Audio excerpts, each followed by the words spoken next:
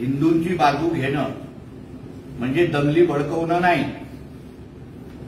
राज्यामध्ये देशामध्ये राहणारा हिंदू हा सुरक्षित असला पाहिजे।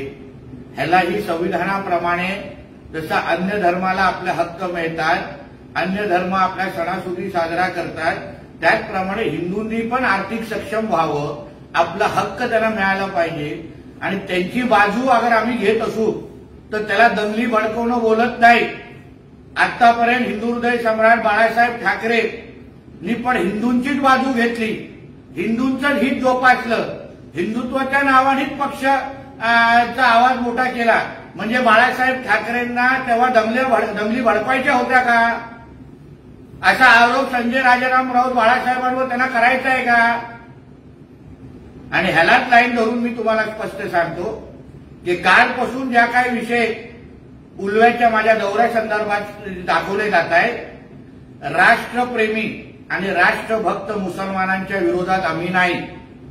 माझ्या भाषणामध्ये मी जिहादी आणि बांगलादेशी ह्यांच्याबरोबर कोणीही व्यवहार करू नये, कारण का व्यवहार केलेला पैसा ते देश विरोधात, धर्म विरोधात, लव्ह जिहाद, लँड जिहाद मध्ये वापरतात, असं माझा स्पष्ट त्यांच्यावर आरोप आहे। म्हणून जो कोण राष्ट्रभक्त मुसलमान आहे, ज्याला राष्ट्र प्रथम म्हणून तो त्याला समजतो, वंदे मातरम मुखातून बोलतो, तो आमच्या हक्काचा नागरिक आहे, आमच्या हक्काचा भारतीय आहे।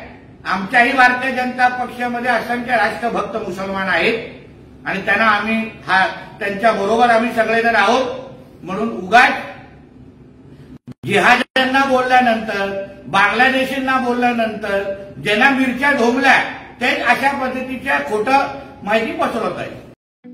ठळक घडामोडींसाठी देशोन्नती न्यूज चॅनलला सबस्क्राईब करा आणि बेल आयकॉन प्रेस करा।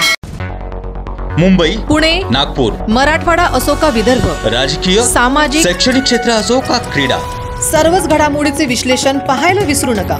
फक्त देशोन्नती न्यूजवर।